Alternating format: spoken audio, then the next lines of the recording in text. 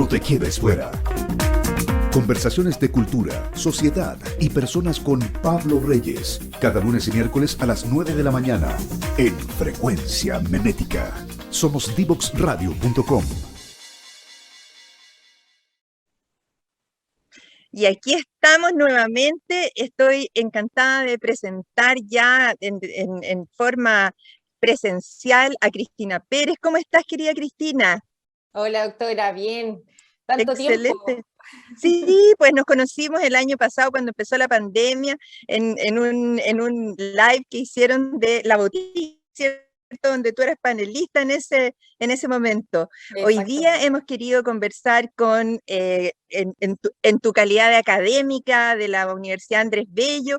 ¿Y por qué? Porque después de tener todos estos diplomados en salud pública y en gestión en atención primaria de salud, has culminado un trabajo hermoso con una tesis que se llama de las comunicaciones y el impacto del data science en el sistema sanitario chileno. Pero yo quiero partir, antes que nada, conociéndote a ti, que nos cuentes un poquito cómo llegaste a elegir este camino de la investigación y de la investigación en comunicación, ¿cierto? ¿Y qué esperas tú que pase con esta tesis? Ujú.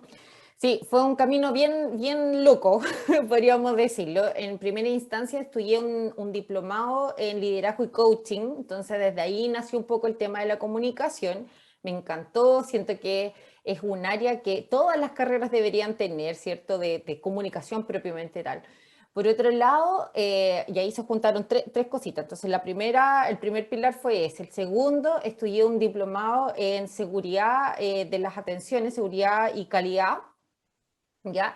Y este ¿Ya? diplomado, en el fondo, es una de mis banderas de lucha, así como otra de mis banderas es la salud pública. Sin duda, las atenciones en salud tienen que tener, ¿cierto?, un estándar de calidad para que los pacientes sepan y entiendan y se empoderen también de que nosotros los sanitarios en general tenemos que hacer prestaciones seguras. Y la segunda bandera, perdón, la tercera bandera fue un día en una conversación, y este ya es súper sabroso, en una conversación, el típico sábado de fin de semana de la familia, conocí a una socióloga en ese momento y que me empezó a hablar del data science, de la inteligencia artificial y todo eso, socióloga, y al ¿Ya? final ella me llevó y me presentó a un doctor en física acá en la Universidad de Concepción. Entonces, poco a poco me fui metiendo en todo esto con él. Este profe me llevó a empezar a entender un poco la física propiamente tal. Y él me decía, Cristina, todas las ideas que a ti se te ocurran se pueden hacer. Solamente hay que hacerlo. Entonces, en el hay que hacerlo es ¡Oh! donde me dije, chuta, qué tremenda, qué ganas de hacer, de explorar, de experimentar y de ir aprendiendo también. Entonces, aquí en la Universidad de Concepción, en el año 2018 fue esto, empezamos a gestionar distintos proyectos en un equipo multidisciplinario donde estaba esta socióloga, habían 3 doctores en física, había un abogado y yo estaba desde el área de la salud. Entonces ahí yo presenté un proyecto, como ya me abanderé ahí, cualquier cosa que se te ocurra, esa cualquier cosa la llevé, la ¿Ya? expuse y en el fondo me dijeron, upa chalupa, hagámoslo. Y de qué se trataba era de cómo en un CESFAM sacamos lo mejor de cada funcionario, sacamos lo mejor y lo ponemos a disposición del equipo de trabajo, del equipo de salud. Y cosas súper sencillas, desde yo soy súper bueno para hacer documentos, yo prefiero revisar un documento, yo me siento capaz de formar equipos de trabajo, yo tengo la capacidad de motivar y de motivarme, porque es importante el tema de la automotivación, Claro. sí, distintos pilares, y esto lo metimos a un algoritmo, ¿ya? ¿Ya? Hicimos una encuesta, lo metimos en el algoritmo, y este algoritmo hizo magia, ahí nació Chocapic, como digo yo. ¿Ya? Y eso nos dio el insumo para presentar una investigación en ese tiempo, en el año 2019, se llamó Make Health Chile, que era de la Universidad de Chile con la Universidad Católica y de las universidades extranjeras, que estaba la Universidad Harvard, estaba la Universidad el MIT y también estaba la Universidad de Heidelberg en Alemania. En Alemania. Entonces había una penquista, odontóloga, presentando esto frente a toda esa cantidad de gente. De verdad que fue un orgullo, fue una locura, pero esa locura terminó teniendo unos resultados súper bonitos. Esta investigación también se publicó y a raíz de esa locura nació esta otra locura que fue mi tesis de magíster de salud pública. Así que así se fue construyendo desde estas tres banderas de lucha personales, ¿cierto? Un poquito de magia, digo yo, y ahí ya nació Sí. Chucapic. Sí, no, aquí la magia está en la motivación y en cómo de repente en un almuerzo familiar alguien puede cruzar su vida con la tuya y cambiarla por completo. Ahora, me cuesta entender cómo la odontología se cruza con la comunicación y con la física. Me cuesta entender cómo esas cosas dialogan, pero claramente tú nos vas a ir contando y explicando. Y yo partiría primero por hablar un poquito de la comunicación, que es como lo básico y lo que es más motivador, porque además yo sé que tú eres magíster en seguridad de los pacientes, que ha sido tu motivación, ¿cierto? Y que nos conversábamos antes que decíamos que una buena comunicación generalmente evita errores, pero en salud una buena comunicación evita muertes. Entonces, esto para mí se ejemplifica en algo tan contingente.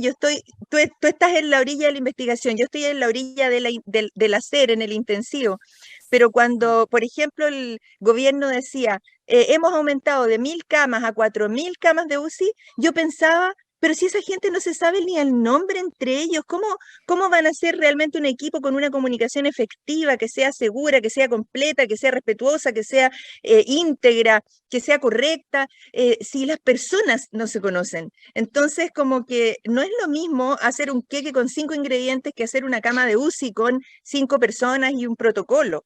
Entonces, cuéntanos un poquito de la comunicación, cómo la comunicación afecta la seguridad del paciente.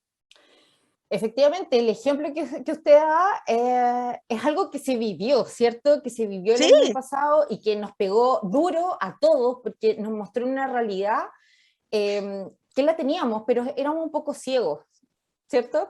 Y sobre todo sí, a los profesionales de la salud, más bien llamados sanitarios, lo vivimos en carne propia, de alguna u otra forma. Ahora bien, el tema de la comunicación efectivamente es la base de todo, es la comunicación en salud propiamente tal, en la comunicación de las relaciones interpersonales, en la familia, con el marido, etcétera, con el pololo, con la pareja, da lo mismo, pero permanentemente. en todo ámbito, como la comunicación, que es algo tan simple, o que a nuestro juicio es tan simple o es tan sencillo y tan básico, es fundamental para salvar vidas, incluso. Entonces, yo lo que me he enamorado poco a poco es cómo una persona que emite un mensaje, ¿cierto? Que es el emisor, y otra que capta ese mensaje, somos nosotros capaces de entender y darnos el tiempo de que lo que yo traté de decir o lo que yo dije, la otra persona entendió efectivamente lo que yo quise decir o no. Entonces, y ahí es donde también yo siempre doy el ejemplo de nos damos el tiempo de preguntar. ¿Habré Claro, entendido bien? ¿Habré entendido mal? ¿Me podrías repetir? O cómo yo repito lo que me dijiste para que la otra persona me diga, sí, es así.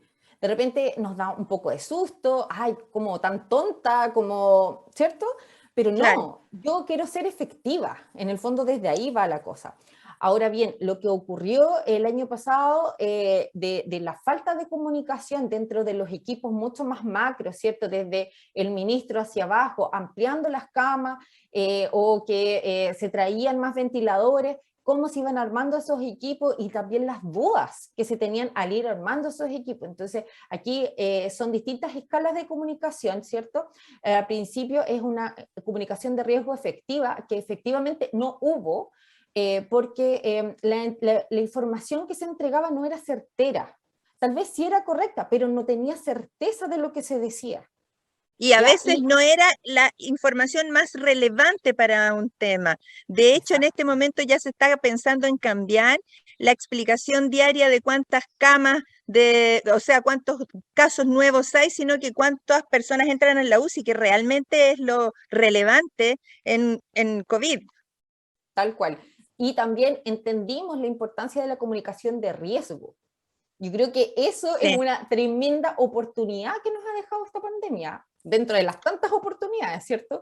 Pero y aprendimos de errores, por Exacto. ejemplo, que no bien llegada la vacuna, se empezó a poner en tela de juicio su seguridad o la procedencia, en vez de poner el énfasis en los 40.000 fallecidos en este momento por COVID, se pone la duda sobre los efectos potenciales secundarios de la vacuna que no ha matado a nadie en este país. Entonces, es muy importante cómo uno presenta la información a las personas. Y yo creo que aquí es otra oportunidad para incorporar, bueno, hay hartas cosas que hay que incorporar desde el pregrado, ¿cierto? De quien estudia una carrera en la salud, la comunicación de riesgo, la calidad y la seguridad del paciente, IAS, yo creo que hoy más que nunca es muy importante IAS, ¿cierto? Esas son infecciones asociadas a la atención de salud para las personas que no saben. Exacto, gracias. Pero es muy importante cómo vamos integrando todos estos conceptos desde la universidad, cosa de que los futuros profesionales ya vengan con toda esta información incorporada para brindar atenciones seguras. Eso por una parte. Por otra parte, lo que usted también mencionó, cómo vamos a formar equipos de trabajo con pacientes incluidos, ¿cierto? Y pacientes de alto riesgo, Claro. y cómo vamos a ir mejorando esa comunicación dentro de equipos que no se conocen. Entonces, ahí sí o sí debería haber una inducción previa, ¿cierto? Desde las capacitaciones, pero más que nada del conocerse.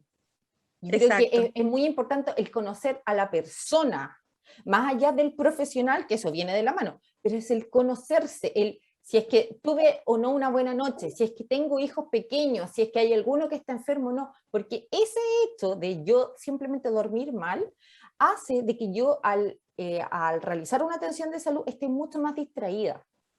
Al estar distraída hay una mayor probabilidad de cometer errores en distintos ámbitos, desde la comunicación con el paciente o no, desde el error de la medicación, desde error en entregar distintas indicaciones para el paciente, porque eso pasa. Lo que pasa es que no se dice, que es distinto, no se notifica tanto.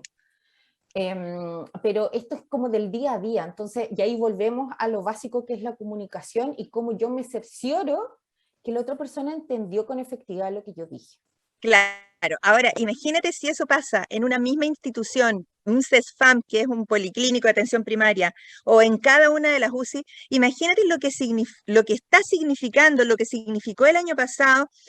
Yo estoy hablando del año pasado, pero en realidad estamos hablando del 2020 y del 2021, cuando se trasladaban pacientes críticos desde Punta Arenas a Santiago, desde Antofagasta hasta Iquique, de Iquique a Valparaíso, cuando había un intercambio de pacientes en los cuales llegaban con una hojita mínima, con muy escueta la información, y en la que uno no puede comunicarse con el paciente, y tampoco se podía comunicar con la familia en forma presencial por el protocolo COVID, porque estábamos todos en cuarentenados. O sea, la circunstancia de la comunicación debió haber sido, pero mucho más objeto de atención, ¿cierto? Y privilegiar claramente el contacto con los pacientes, pero aún así a mí me tocó luchar un poco porque nosotros pudiéramos mandarle videos, llamadas a los familiares, porque en teoría, en estricta teoría, uno no tiene que tomarle ni fotos ni videos a los pacientes cuando esos pacientes no están en condiciones de comunicarse.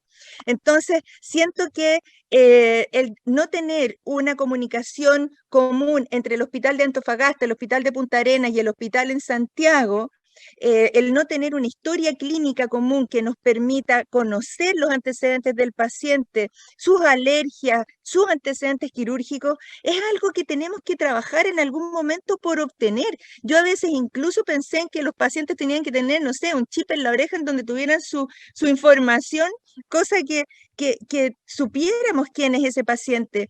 Ha habido pacientes en los que no sabíamos ni cuál era el nombre. Así es que cuéntanos un poquito cómo ves tú esto, si está a futuro en un sueño el poder tener una historia clínica común de los pacientes, para Chile por lo menos. Yo quiero creer que sí. Soy súper optimista desde ese punto de vista. Y si tú crees algo, lo puedes hacer. Sí, como dice el profesor, el doctor en física. Exactamente, creo que se puede hacer. Aquí es cómo lo hacemos. Sé que es una inversión enorme, pero es primordial, y es primordial porque la información, en este caso, puede salvar vidas. Entonces, Exacto. esa es la urgencia, porque si yo estoy, como usted bien dijo, pacientes trasladados por COVID de Punta Arenas a Santiago y no se tenían los antecedentes, podríamos haber salvado alguna vida, ¿cierto? Por esa falta de información. Entonces, aquí creo yo de que falta un trabajo en equipo desde el ministerio o desde diversos ministerios con la parte de las universidades, con la parte formativa. Está la mano de obra. Están las carreras de ingeniería en biomedicina, están los bioingenieros, está. Hay profesionales de la salud con formación en salud digital. Lo que pasa es que faltan, y a mi juicio, falta un poco de voluntad, no sé si política, también voluntad desde Política en en el general, concepto amplio, súper claro. general, y también un poco desde la parte de los privados, porque aquí también hay un negocio, desde las fichas clínicas que se venden, o los software, mejor dicho, que se venden, Claro. ¿cierto? Desde el lado privado, que es un negocio, y está bien, es parte de, sin embargo, aquí hay que verlo mucho más macro, se puede licitar, se puede hacer concurso, perfectamente, ¿por qué no? Sin embargo, la intención siempre es que sea algo del Estado. Esa es la idea, para salvaguardar la información. Ahora, hay distintas aristas y una de ellas es la legislación con respecto a la bioseguridad, ¿ya? O a la ciberseguridad de la información, que en Chile hay, pero está en pañales. Hay en este momento, ya que hay legislación con respecto a eso, pero es bastante ligera, ¿ya? Hay que indagar un poco más. Ahora, por otro lado, en Estados Unidos se hace, pero no hay una ficha integrada, ¿ya? No hay una ficha interoperable. En Europa sí lo hay. En Europa sí hay. El que lleva como la batuta es Italia y Suiza, en estos casos, porque ellos sí tienen una ficha integrada a nivel nacional. Ahora, lo que quiere hacer la Unión Europea es hacer una ficha integrada de la Unión Europea. Y ya tienen como una planificación de aquí al 2030 de que toda la Unión Europea tenga su propia ficha clínica para todos los países que la incluyen. Fantástico. Mira, se nos pasa volando el tiempo conversando, Cristina, querida. Vamos a ir a una pausa musical y vamos a continuar conociendo los resultados de tu tesis. No te quedes fuera. Aprende sobre fenómenos naturales, sus riesgos y planificación territorial. Cada martes y viernes a las 11 de la mañana con Cristian Farías en divoxradio.com.